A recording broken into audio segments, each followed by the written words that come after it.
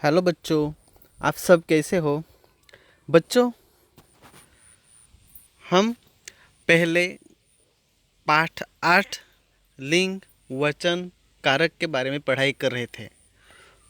तो पहले भाग में हमें लिंग के बारे में पढ़ाई की थी।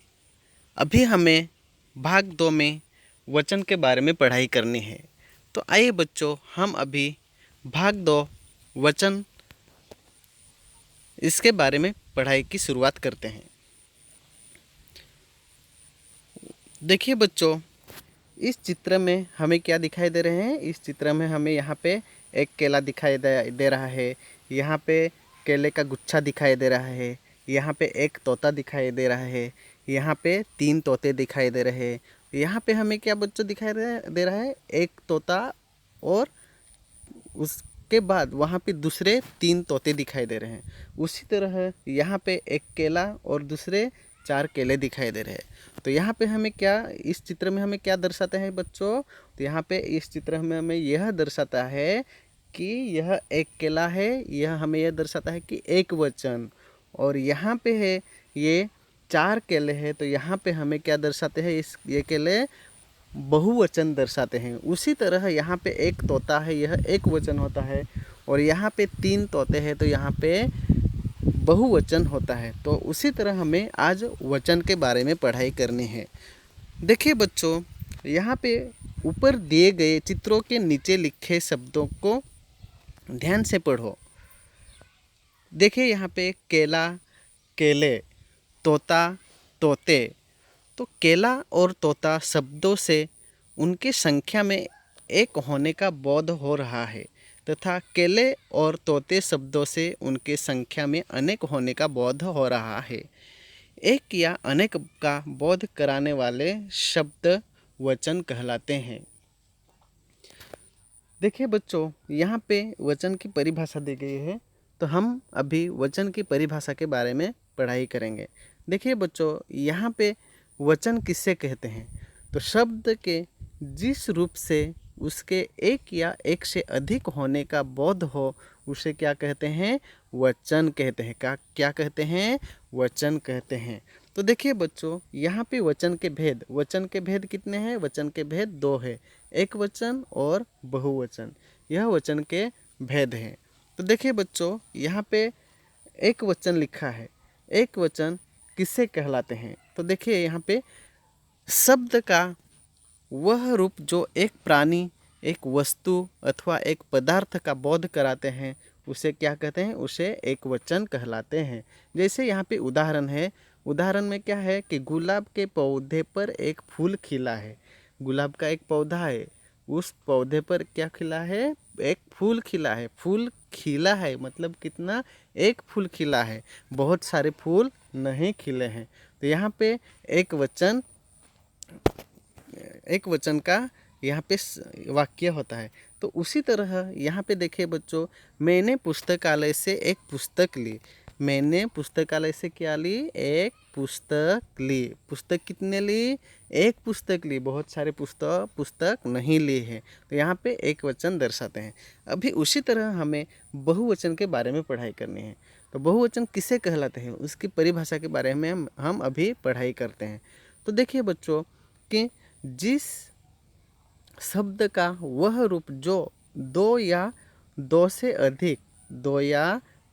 अधिक प्राणियों, वस्तुओं अथवा पदार्थों का बोध कराते हैं उसे क्या कहते हैं? बहुवचन कहलाता है। तो देखिए यहाँ पे उदाहरण में दिए हैं कि जैसे गुलाब के पौधे पर कई फूल खिले हैं। यहाँ पे देखिए बच्चों, यहाँ पर एक वचन में गुलाब के पौधे पर एक फूल खिला है। कितना फूल खिला है? एक फूल खिला है। तो यहाँ पे बहुवचन में गुलाब के पौधे पर कई फूल खिले हैं। यहाँ पे देखिए बच्चों, कई फूल खिले हैं ऐसा लिखा हुआ है। तो उसी तरह बहुवचन का दूसरा उदाहरण है कि मैंने पुस्तकालय से 2 पुस्तकें ली। वहाँ पे मैंने पुस्तकालय से कितने पुस्तकें ले? 2 पुस्तकें ले। यहाँ पे एक पुस्तक, एक वचन में एक पुस्तक ले है, तो बहुवचन में 2 पुस्तकें ले है। तो यहाँ पे बहुवचन होता है। तो उसी तरह हम अभी बच्चों वचन की पहचान कैसे करते हैं? तो देखिए बच्चों, यहाँ पे वचन की पहचान हम कैसे करते हैं कि वचन की पहचान हिंदी भाषा में वचन पहचानने की कुछ नियम है, जैसे कि जिनके आधार पर आसानी से एक वचन और बहुवचन की पहचान की जा सकती है। आइए देखें क्या है ये नियम। तो देखिए यहाँ पे वचन की पहचान कैसे करते हैं। तो लड़की खिलौने से खेल रही है। लड़की किससे खेल रही है? खिलौने से खेल रही है। तो खिलौने से कौन खेल रही है? लड़की खेल रही है। तो यहाँ पे एक वचन हुआ, तो लड़कियाँ खिलौने से खेल रही है। लड़कियाँ खिलौने से खेल रही है। तो देखिए बच्चों, यहाँ पे लड़कियाँ, बहुत सारी लड़कियाँ खिलौने से खेल रही हैं। और यहाँ पे एक लड़की, कितने? एक लड़की खिलौने से खेल रही है। तो यहाँ पे एक वचन हुआ और यहाँ पे बहुवचन हुआ। तो उसी तरह यहाँ पे जोकर खेल दिखा रहा है। यहाँ पे बहुत सारे जोकर नहीं, तो कितने जोकर? एक जोकर खेल दिखा रहा है। तो यहाँ पे जोकर खेल दिखा रहे हैं। तो यहाँ पे फर्क क्या है बच्चों कि जोकर खेल दिखा रहा है। खेल क्या दिखा रहा है? खेल दिखा रहा है। तो यहाँ पे जोकर खेल दिखा रहे हैं। यहाँ पे रहा है, तो यहाँ पे रहे हैं। तो रहे हैं यह बहुवचन में आता है। तो उसी तरह बच्चों, आपने उपयुक्त वाक्यों में पढ़ा और जाना कि लड़की शब्द वचन परिवर्तन के समय बदल गया, जबकि जोकर ऐसा शब्द है जो वचन परिवर्तन के समय परिवर्तित नहीं हुआ, उसका रूप पहले जैसा ही बना रहा। तो बच्चों, ऐसा इसलिए है क्योंकि जोकर शब्द के वचन की पहचान उसके द्वारा की गई क्रिया के रूप से हो रही है, जबकि लड़की के वचन की पहचान संज्ञा के द्वारा हो रही है। इस प्रकार यह स्पष्ट है कि वचन की पहचान संज्ञा, सर्वनाम, विशेषण अथवा क्रिया के द्वारा होती है। तो देखिए बच्चों, यहाँ पे एक वचन से बहुवचन बनाने के नियम। देखिए बच्चों, यहाँ पे एक वचन से बहुवचन बनाने के नियम कैसे है। तो वो देखिए, यहाँ पे आकारांत शब्दों के अंत में एल जोड़कर एक वचन से बहुवचन शब्द कैसे बनाते हैं। तो देखिए बच्चों, यहाँ पे एक वचन लिखा है, यहाँ पे बहुवचन लिखा है। तो उसी के नीचे एक वचन में शब्द दिए हैं, बहुवचन में शब्द दिए हैं, उसके बारे में हमें अभी पढ़ाई करनी है। तो आइए हम अभी एक वचन और बहुवचन की शुरुआत करते हैं। जैसे यहाँ पे एक वचन में पत्ता लिखा है, तो बहुवचन में क्या होंगे? पत्ते होंगे। बेटा लिखा है तो बेटे होंगे। घड़ा लिखा है तो घड़े होंगे। रुपया लिखा है तो रुपये होंगे। भाला लिखा है तो भाले होंगे। तो इसी तरह हम एक वचन से बहुवचन शब्द बना सकते हैं। जैसे कि यहाँ हम एक उदाहरण ले सकते हैं बच्चों कि एक चौक है और एक हाथ में एक चौक है और दूसरे हाथ में 4 चौक है। तो एक हाथ में तो एक चौक है, तो एक यह एक वचन हुआ और 4 चौक यह क्या हुए? बहुवचन हुए। तो उसी तरह आकारांत शब्दों के अंत में ए जोड़कर बहुवचन शब्द बनाए हैं। मतलब पत्ते, तो लास्ट में कौन सा आता है? ए अक्षर आता है। तो यहाँ पे देखिए पत्ते, बेटे, घड़े, उसी तरह ये ए लगाकर जो ए जोड़कर यह शब्द बनाए गए हैं। उसी तरह 2 नंबर में है अकारांत शब्दों के अंत में ए जोड़कर शब्द कैसे बनाते हैं। तो देखिए बच्चों, यहाँ पे एक वचन लिखा है, यहाँ पे बहुवचन लिखा है। यहाँ पे पुस्तक, तो बहुवचन में क्या हुआ? पुस्तकें। यहाँ पे फौज, तो फौजे, मतलब जे के ऊपर क्या? एक बिंदु लगा हुआ है। क्या? एक बिंदु लगी हुई है। तो यहाँ पे बहन है तो बहनें, राह है तो राहें, आँखें है तो आँखें, बात है तो बातें, पतंग है तो पतंगे, मूछ है तो मूछे। तो इसी तरह ए लगाकर यहाँ पे एक वचन से बहुवचन शब्द बनाए गए हैं। अभी 3 नंबर का देखिए बच्चों, आकारांत शब्दों के अंत में ए जोड़कर, देखिए उसी तरह यहाँ पे चंद्र बिंदु लगाया जाता है। चंद्र बिंदु लगाकर हम कैसे शब्द बनाते हैं। तो आइए बच्चों देखते हैं हम कि जैसे कथा लिखा है तो कथाएं, माला है तो मालाएं, चिंता लिखा है तो चिंताएं, बालिका लिखा है तो बालिकाएं, कला लिखा है तो कलाएं, शाखा लिखा है तो शाखाएं, सभा लिखा है तो सभाएं, पाठशाला लिखा है तो पाठशालाएं। तो इसी तरह एक के ऊपर चंद्र बिंदु लगाकर यह शब्द बनाए गए हैं। अभी 4 नंबर पे देखिए इकारांत और इकारांत शब्दों के अंत में या जोड़कर शब्द बनाए। देखिए बच्चों, यहाँ पे एक वचन और बहुवचन, तो यहाँ जोड़कर कैसे शब्द बनाए जाते हैं। तो देखिए, रीति रीतियाँ, नारी नारियाँ, शक्ति शक्तियाँ, रस्सी रस्सियाँ, अलमारी अलमारियाँ, मकड़ी मकड़ियाँ, कली कलियाँ, छुट्टी छुट्टियाँ, चाबी चाबियाँ, लिपि लिपियाँ। तो इसी तरह रीतियाँ, एक वचन में रीति लिखा है तो बहुवचन में क्या होगा, बहुवचन में रीतियाँ होगा। तो इसी तरह ये शब्द बनाए गए हैं। तो बच्चों, आप सभी को यहाँ तक समझ में आ गया होगा। अभी हमें 5 नंबर में देखना है। 5 नंबर में क्या है कि शब्दांत को या करके शब्द कैसे बनाते हैं। तो देखिए बच्चों, यहाँ पे एक वचन में जैसे गुड़िया है, देखिए यहाँ पे गुड़िया है तो यहाँ पे गुड़ियाँ, डिब्बियाँ है तो डिब्बियाँ, चिड़िया है तो चिड़ियाँ, चूहिया है तो चूहियाँ, बुढ़िया है तो बुढ़ियाँ, लुटिया है तो लुटियाँ। तो इसी तरह ये या के ऊपर चंद्र बिंदु लगाकर ये शब्द बनाए जाते हैं। अभी देखिए 6ठा नंबर में देखिए बच्चों, उकारांत उक्रांत तथा ओकारांत शब्दों के अंत में ए जोड़कर शब्द बनाए। देखिए यहाँ पर भी हम वैसे ही शब्द बना सकते हैं। जैसे यहाँ पे एक वचन में लिखा है कि वस्तु वस्तुएं, बहु बहुएं, वधु वधुएं, ऋतु ऋतुएं। तो ये शब्द ए के ऊपर चंद्र बिंदु लगाकर ये शब्द बनाए गए हैं। अभी 7 नंबर में देखिए बच्चों, 7 नंबर में है कि गण ऋण जन वर्ग दल लोग आदि शब्द जोड़कर शब्द बनाने वाले। तो यहाँ पे देखिए एक वचन बहुवचन, एक वचन और बहुवचन। तो एक वचन में लिखा है यहाँ पे मुनि, तो बहुवचन में मुनिगत, पाठक पाठगण। यहाँ पे क्या शब्द, यहाँ पे कौन जो रंगीन शब्द है, यहाँ पे जैसे कि रंगीन शब्द कौन कौन से हैं, गण ऋण जन वर्ग दल आदि, यह शब्द लेकर हम शब्द बहुवचन में बना सकते हैं। जैसे मैं पहले आप सभी को समझाया कि मुनि है तो मुनिगण, पाठक है तो पाठकगण, पक्षी है तो पक्षी वृंद। तो वृंद यह रंगीन शब्द में आ गया है। गण शब्द भी आ गया है। जैसे नर्तक है तो नर्तक दल, तो दल भी रंगीन शब्द में है। सैनिक है तो सैनिक दल, कर्मचारी है तो कर्मचारी वर्ग। तो यहाँ पे ये रंगीन शब्द में से हम ये शब्द लेकर यहाँ पे बना सकते हैं। तो बच्चों, आप सभी को यहाँ तक समझ में आ गया होगा।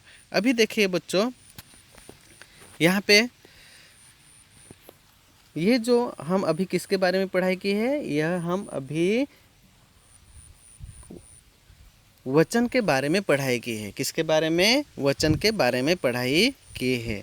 तो बच्चों, आप सभी को यहाँ तक समझ में आ गया होगा। अभी देखिए बच्चों, हमें आगे भाग 3 में कारक जो है, कारक के बारे में अभी हमें पढ़ाई करनी है। तो देखिए बच्चों, यहाँ पे कारक में संज्ञा तथा सर्वनाम के जिस रूप से उसका सीधा संबंध क्रिया के साथ ज्ञात होता है उसे कारक कहते हैं। प्रत्येक कारक का एक चिन्ह होता है जिसे विभक्ति या उपसर्ग कहते हैं। कारक संज्ञा तथा सर्वनाम को क्रिया के साथ किसी न किसी रूप में अवश्य जोड़ते हैं।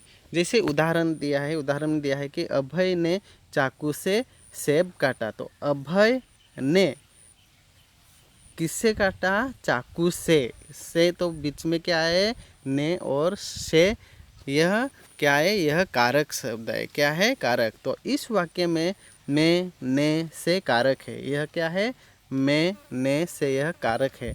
तो जो अभय चाकू तथा सेब जो कि संज्ञा है, यह संज्ञा मतलब है कि इसमें नाम में आते हैं। तो यह नाम है। जैसे अभय चाकू सेब, यह नाम है।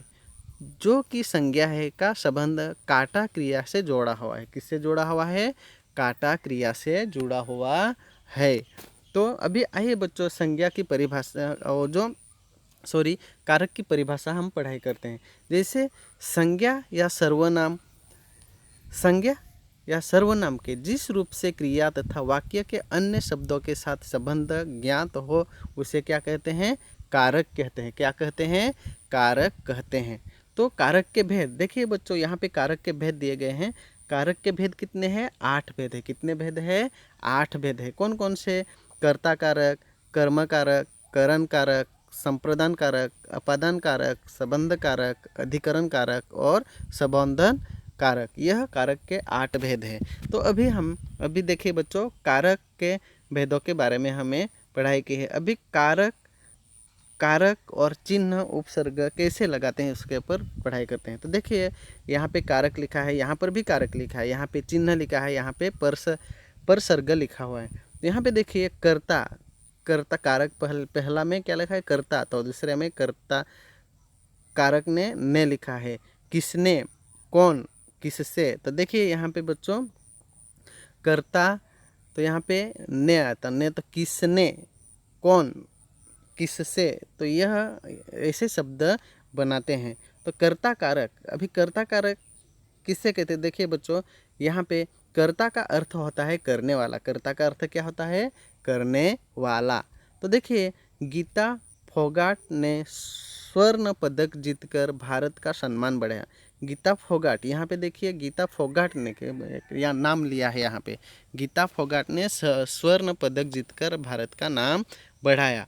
उपयुक्त वाक्य में सम्मान बढ़ाने वाली कौन है? गीता फोगाट। कौन है? गीता फोगाट है। अतः कर्ता वही है और उसका ज्ञान करा रहा है।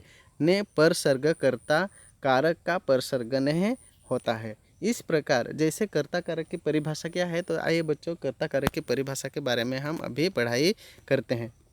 देखिए शब्द के जिस रूप से क्रिया के करने वाले का बोध हो उसे कर्ता कारक कहते हैं। शब्द के जिस रूप से क्रिया के करने वाले का बोध हो उसे क्या कहते हैं? कर्ता कारक कहते हैं। तो देखिए उदाहरण यहाँ पे गरिमा ने मधुर गीत गाया। मधुर गीत किसने गाया? गरिमा ने। गरिमा ने, तो यहाँ पे ने मधुर गीत गाया। किसान ने, यहाँ पे देखिए किसान ने घड़ी से सांप मारा, छड़ी से, सॉरी, किसान ने छड़ी से सांप मारा। तो यहाँ पे ये देखिए बच्चों, तो यहाँ पे किसान ने छड़ी से सांप मारा। तो उपयुक्त वाक्यों में ने परसर्ग हुआ है, परंतु कई बार कर्ता कारक के साथ ने परसर्ग का प्रयोग नहीं होता है। ऐसी स्थिति में कौन, किससे तथा किसने प्रश्नों के उत्तर देने वाले शब्दों के आधार पर कर्ता कारक की पहचान की जाती है। जैसे यहाँ पे दिया हुआ है नीरा बाजार जा रही है। कौन बाजार जा रही है? घर का सारा काम सीमा द्वारा किया जाता है। किसने घर का सारा काम किया? यहाँ पे एक प्रश्न भी दिया जाता है, प्रश्न भी पूछा गया है और उसका उत्तर भी यहाँ पे लिखा गया है। तो उपयुक्त वाक्य में नीरा और सीमा द्वारा क्रियाएं संपन्न हो रही है, अतः ये कर्ता कारक है। अब नीरा और सीमा यह क्या? यह क्रियाएं संपन्न करे, मतलब वो काम पूरा कर रहे हैं, तो यहाँ पे यह कर्ता कारक है। अभी कर्म कारक किसे कहते हैं? तो कर्म कारक देखिए, कर्म कारक किसे कहते हैं? कर्म कारक की उदाहरण क्या है? तो देखिए बच्चों यहाँ पे अध्यापिका छात्रों को पढ़ा रही है। अध्यापिका किनको पढ़ा रही है? छात्रों को पढ़ा रही है। पिताजी मैच देख रहे हैं। पिताजी क्या कर रहे हैं? मैच देख रही है। तो उपयुक्त दोनों वाक्यों में दो अलग अलग बातें हैं। पहले वाक्य में को परसर्ग है, को परसर्ग का प्रयोग हुआ है, परंतु दूसरे वाक्यों में किसी भी परसर्ग का प्रयोग नहीं हुआ है। लेकिन दोनों में एक समानता है कि दोनों ही वाक्य किसको क्या का उत्तर दे रहे हैं, अर्थात ज्ञात होता है कि कर्ता की क्रिया का फल किसी अन्य पर पड़ा रहा है। तो देखिए यहाँ पे अध्यापिका किसको पढ़ा रही है? छात्रों को। किसको पढ़ा रही है? छात्रों को। इस वाक्य में छात्रों कर्म है तथा पढ़ा रही है क्रिया है। छात्रों क्या है? कर्म है, तो पढ़ा रही है ये क्या है? क्रिया है। इसी प्रकार दूसरे वाक्य में क्या प्रश्न का उत्तर मिला रहा है?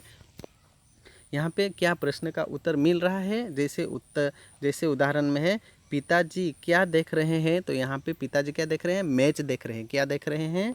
मैच देख रहे हैं। इस वाक्य में मैच कर्म है तथा देख रहे हैं क्रिया है। तो शब्द के जिस रूप पर क्रिया का फल पड़े उसे कर्म कारक कहते हैं। उसे क्या कहते हैं? कर्म कारक कहते हैं। शब्द के जिस रूप पर क्रिया का फल पड़े उसे कर्म कारक कहते हैं। क्या कहते हैं? कर्म कारक कहते हैं।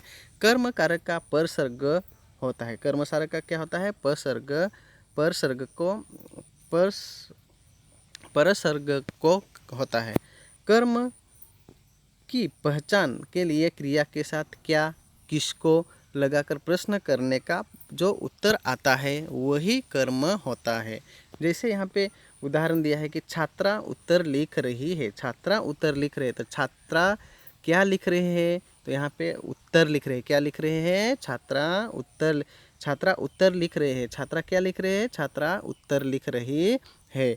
डाकिये ने हीना को पत्र दिया। तो डाकिये ने किसको पत्र दिया? हीना को। किसको दिया? हीना को। यहाँ पे करण कारक। तो यह हम अभी कर्म के बारे में पढ़ाई की। अभी देखिए बच्चों, आगे देखिए करण कारक। यहाँ पे देखिए करण कारक जो कि वत्सला बस से घर आती है। वत्सला किससे घर आती है? बस से घर आती है। अध्यापिका ने कलम के द्वारा हस्ताक्षर किए। अध्यापिका ने कलम के द्वारा हस्ताक्षर किए। उपयुक्त वाक्य में प्रत्येक क्रिया किसी न किसी साधन से हो रही है। जैसे घर आने की क्रिया बस से तथा हस्ताक्षर करने की क्रिया कलम से। अतः इन वाक्यों में बस तथा कलम करण कारक है। क्या है? करण कारक है। इन सबके साथ से तथा के द्वारा परसर्गों का प्रयोग किया गया है। इस प्रकार कर्ता जिस साधन या माध्यम से कार्य करता है उस साधन या माध्यम को करण कारक कहते हैं। क्या कहते हैं? करण कारक कहते हैं। करण कारक के परसर्ग से के द्वारा तथा के साथ परसर्ग से के द्वारा तथा साथ होते हैं। यदि कुछ वाक्य में इन परसर्गों का प्रयोग न हो तो क्रिया के साथ किससे, किसके साथ, किसके द्वारा लगाकर प्रश्न किए जाते हैं। जो शब्द इन प्रश्नों के उत्तर में आते हैं वे कारक करण कारक होते हैं। जैसे हेमंत ने राष्ट्रपति के हाथों पुरस्कार पाया। हेमंत ने किसके द्वारा पुरस्कार पाया? राष्ट्रपति के द्वारा। बच्चे दादाजी के साथ खेल रहे हैं। बच्चे किसके साथ खेल रहे हैं? दादाजी के साथ खेल रहे हैं। तो अभी हमें किसके बारे में पढ़ाई की बच्चों? करण कारक के बारे में पढ़ाई की है। अभी आगे देखिए संप्रदान कारक। किसके? संप्रदान कारक। तो देखिए बच्चों, संप्रदान कारक बाढ़ पीड़ितों के लिए चंदा जमा किया गया। बच्चों ने अनाथल को पुस्तकें भेंट की। तो उपयुक्त वाक्यों में सभी क्रियाएं किसी न किसी के लिए की गई है। जैसे चंदा बाढ़ पीड़ितों के लिए जमा किए गया तथा पुस्तकें अनाथालय को भेंट की गई है। तो जहाँ यहाँ पे संप्रदान कारक किसे कहते हैं? तो देखिए बच्चों, जहाँ कर्ता जिसके लिए कार्य करता है या जिससे कुछ देता है उसे बताने वाले शब्द संप्रदान कारक कहलाते हैं। तो इस कारक के परसर्ग है को, के, लिए तथा हेतु। संप्रदान कारक की पहचान किसको, किसके लिए, किस हेतु प्रश्नों के उत्तर प्राप्त कर की जा सकती है। जैसे यहाँ पे संप्रदान कारक की पहचान है किसको, किसके लिए, किस हेतु है। तो यहाँ पे माँ ने सबको भोजन खिलाया। माँ ने क्या खिलाया? सबको भोजन खिलाया। तो माँ ने किसको भोजन खिलाया? सबको। किसको? सबको। जतिन नरेंद्र के लिए उपहार लाया। जतिन किसके लिए उपहार लाया? नरेंद्र के लिए। किसके लिए? नरेंद्र के लिए उपहार लाया। तो यह हम अभी किसके बारे में पढ़ाई की? संप्रदान कारक के बारे में पढ़ाई की है। अभी हम अपादान कारक के बारे में पढ़ाई की है करनी है। अपादान कारक किसे कहते हैं? तो पहले हम उसके बारे में जान लेते हैं। तो देखिए बच्चों, यहाँ पे पेड़ से सूखे पत्ते गिर रहे हैं। पेड़ से यहाँ पे सूखे पत्ते गिर रहे हैं। तो बच्चा छत से गिर पड़ा। बच्चा कहाँ से? छत से गिर पड़ा। तो उपयुक्त वाक्यों में पत्ते का पेड़ से तथा बच्चे का छत से अलग होना व्यक्त किया गया है। तो यहाँ पे अलग किससे, पत्ते से और छत से अलग हो रहे हैं। तो ये अतः ये अपादान कारक है। इस प्रकार जैसे यहाँ पे देखिए बच्चों, यहाँ पे जिस शब्द से संज्ञा और सर्वनाम से अलग होने, दूरी बताने, तुलना करने, डरने, लजाने आदि के भाव का पता चलता है उसे अपादान कारक कहते हैं। उसे क्या कहते हैं? अपादान कारक कहते हैं।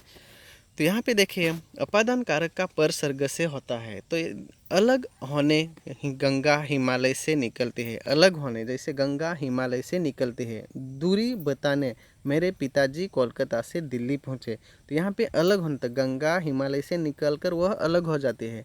तो यहाँ पे दूरी बताने वाले तो मेरे पिताजी कोलकाता से दिल्ली पहुँचे, मतलब यहाँ पे कोलकाता से दिल्ली अलग हो जाता है। तो उसी तरह यहाँ पे देखिए कि तुलना करने, तो पहलवान खल्ली से लंबा और ताकतवर कोई नहीं है। तो यहाँ पे डरने, सभी यात्री लुटेरों से डर गए। तो ये सब अलग अलग होते हैं। तो अपादान कारक की पहचान के लिए क्रिया के साथ कहाँ से और किससे लगाकर प्रश्न किया जाता है, फिर उसका जो उत्तर आता है वह अपादान कारक होता है। जैसे रमा शीतल से सुंदर है। रमा किससे सुंदर है? शीतल से। किससे सुंदर है? रमा शीतल से सुंदर है। रमा किससे सुंदर है? शीतल से। देखिए दूसरा, बाघ शिकारी से डर गया। बाघ किससे डर गया? शिकारी से। बाघ किससे डर गया? शिकारी से डर गया। करण दुकान से कपड़े लाया। करण ने क्या लाया? दुकान से कपड़े लाया। तो करण कहाँ से कपड़े लाए हैं? दुकान से। कहाँ से लाए हैं? दुकान से कपड़े लाए हैं। तो यह हम अभी किसके बारे में पढ़ाई की है बच्चों? यह हम अभी अपादान कारक के बारे में पढ़ाई की है। अभी संबंध कारक के बारे में पढ़ाई करनी है हमें। तो देखिए बच्चों, यहाँ पे संबंध कारक कि हेमंत अपने भाई की मदद कर रहा है। यहाँ पे हेमंत अपने भाई की मदद कर रहा है। तो राजीव का बल्ला टूट गया। यहाँ पे देखिए, यहाँ पे उपयुक्त वाक्यों में भाई का संबंध हेमंत से तथा बल्ले का संबंध राजीव से है, अतः यहाँ संबंध कारक है। इस प्रकार यहाँ जैसे देखिए यहाँ पे संबंध कारक की परिभाषा कि जिस शब्द से दो संज्ञाओं अथवा सर्वनाम का आपसी संबंध ज्ञात होता है वह संबंध कारक कहते हैं। उसे क्या कहते हैं? संबंध कारक कहलाता है। तो देखिए संबंध कारक से परसर्ग का के, की, रा, रे, री, ने, नी आदि होते हैं। संबंध कारक की पहचान के लिए संज्ञा अथवा सर्वनाम के साथ किसका, किसकी, किसके, किसने आदि शब्दों को लगाकर प्रश्न करके उनके उत्तर प्राप्त किए जाते हैं। वही उत्तर संबंध कारक कहलाते हैं। जैसे यहाँ पे उदाहरण दिया है कि यह महेंद्र सिंह धोनी का घर है। तो यह घर किसका है? महेंद्र सिंह धोनी का घर है। कल अनीता की शादी है। कल किसकी शादी है? अनीता की। किसकी शादी है? अनीता की शादी है। वरुणा दादाजी के साथ स्कूल गई। कौन? वरुणा किसके साथ स्कूल गई? दादाजी के साथ स्कूल गई। तो यहाँ पे यह संबंध कारक के मतलब संबंध कारक के बारे में हमें पढ़ाई की है। अभी हमें पढ़ाई करनी है अधिकरण कारक के बारे में। तो देखिए अधिकरण कारक यहाँ पे जैसे मछली पानी में रहती है। मछली कहाँ पे रहती है? पानी में रहती है। रक्षाबंधन पर बहनें भाइयों को राखी बांधती है। जैसे उपयुक्त वाक्यों में पानी में तथा रक्षाबंधन पर शब्दों से क्रिया के समय, स्थान, अवसर आदि का ज्ञान होता है। इस प्रकार जैसे अधिकरण कारक है कहते हैं। तो जैसे संज्ञा के जिस रूप से क्रिया के समय, स्थान, अवसर आदि का पता चलता है उसे क्या कहते हैं? अधिकरण कारक कहते हैं। तो यहाँ पे देखिए अधिकरण कारक के परसर्ग में तथा पर होते हैं। तो यहाँ पे देखिए अधिकरण कारक की पहचान के लिए वाक्य में क्रिया के साथ कहाँ लगाकर प्रश्न किया जाता है, प्राप्त उत्तर ही अधिकरण कारक कहलाता है। जैसे यहाँ पे जैसे कुल्फ़ी में पिस्ता बादाम डाला जाता है। कहाँ पिस्ता बादाम डाला है? कुल्फ़ी में। किसके यहाँ? कहाँ पे? कुल्फ़ी में। छत पर सोनिया की किताब रखी है। सोनिया की किताब कहाँ रखी है? छत पर रखी है। पेड़ पर मैना बैठी है। मैना कहाँ पर बैठी है? पेड़ पर बैठी है। तो यह अधिकरण कारक हुआ। यह क्या क्या हुए? अधिकरण कारक कारण हुए। तो अभी संबोधन कारक के बारे में पढ़ाई करनी है। तो आइए देखो बच्चों, ओ ओ लड़के जरा सुन तो, अरे नमिता तुम कब गई? ओ, तो यहाँ पे अरे आई और यहाँ पे ओ आए। तो यहाँ पे देखिए उपयुक्त वाक्य में लड़के तथा नमिता, यहाँ पे देखिए लड़के तथा नमिता शब्दों का प्रयोग संबोधन के रूप में हुआ है और इनके साथ ओ अरे परसर्ग लगे हैं। ये संबोधन कारक है। तो यहाँ पे संबोधन कारक के परसर्ग से अरे है आदि होते हैं। इस प्रकार कि जिन शब्दों का प्रयोग किसी को बुलाने या पुकारने अथवा संबोधित करने के लिए किया जाता है वे संबोधन कहलाते हैं। तो इसी तरह यहाँ पे पाठ समाप्त होता है और बच्चों आप सभी को यह पाठ समझ में आ गया होगा। अगर बच्चों यह पाठ आप सभी को समझ में नहीं आया है तो आप फिर से यह वीडियो एक बार देखकर अच्छे से समझने की कोशिश करो। धन्यवाद बच्चों।